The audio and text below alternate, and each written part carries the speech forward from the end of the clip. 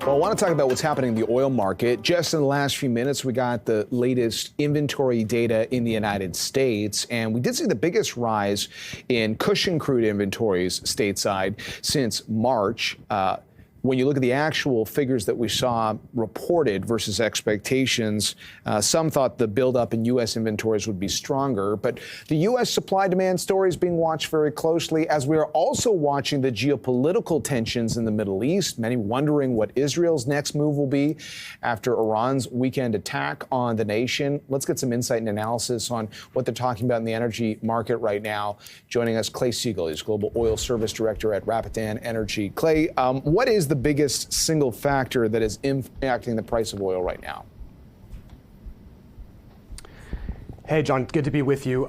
We believe certainly that geopolitical risk is returning to the oil market and to price formation. We think that it's also long overdue because in recent months, traders had basically downplayed the risk of supply disruptions related to what's been going on in the Middle East especially since October 7th. And we've been advising that the market was mispricing that risk of a supply disruption that would come into play, and remember we talked about this before, if Iran were to get directly involved in the fighting and to transform the conflict from proxy war to direct fighting between Iran and Israel. And certainly we took a major step in that direction on Sunday with Iran's large barrage and attack on Israel. Now, in one sense, it was kind of a flop from the Iranian perspective, because most of those projectiles were intercepted, very little damage and no casualties, only one casualty were caused. But it definitely highlights the growing risk to supply from that part of the world. And if you think about the potential for a disruption from oil supplies in the Arabian Gulf via the Strait of Hormuz, which is right there in Iran's backyard, you're talking about 21 million barrels per day that are at risk of disruption. So now the oil market justifiably is starting to pay attention. And then how would you compare that story to the broader story of demand? Regardless of supply disruptions, how would you characterize the demand picture right now? Well, demand is definitely continuing to grow. And so we think by approximately 1.5 million barrels per day this year, and the growth will continue into 2025. Most of it is taking place in the developing economies of the world. So we're looking especially at demand growth in China, which was stagnant in kind of the first quarter, but we think it takes off from here.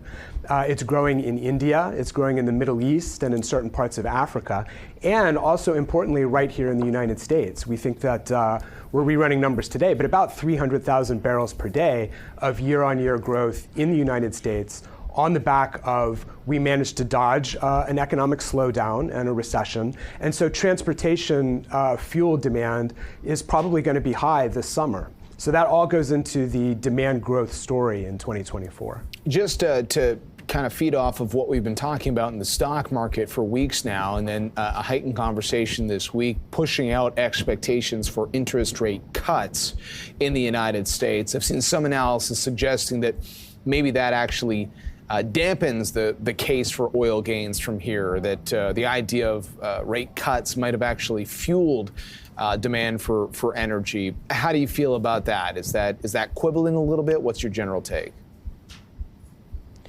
No, I think that's right. It does seem like energy price inflation, and particularly the cost of gasoline, is acting as kind of a headwind against what has been up until now a pretty successful fight against inflation by the Fed and other central banks. The problem you get into, though, is gasoline prices are already moving higher again. And in the CPI report that just came out in March, we saw that gasoline, which rose, I think, 1.7%, was the single biggest element in that CPI basket in terms of increase month on month. So that kind of energy price increase is definitely not going unnoticed in Washington. And right. Biden administration officials were saying just this week that they're keeping a very close eye on the price of gasoline, and that President Biden is going to do what is needed in order to keep those prices down. The first thing that we think of in the toolkit is the potential for another release of strategic petroleum reserves. But remember, those levels are pretty low now compared to before. So that raises the prospect of looking at other potential market interventions this summer, potentially including requiring oil companies to have limits on the volumes of refined product exports that they sell into the international marketplace.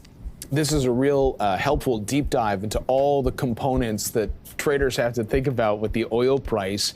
After the run-up that we saw, all of a sudden, and I'm talking very specifically about WTI pricing, but all of a sudden people started asking the question, okay, is $100 oil back potentially on the table?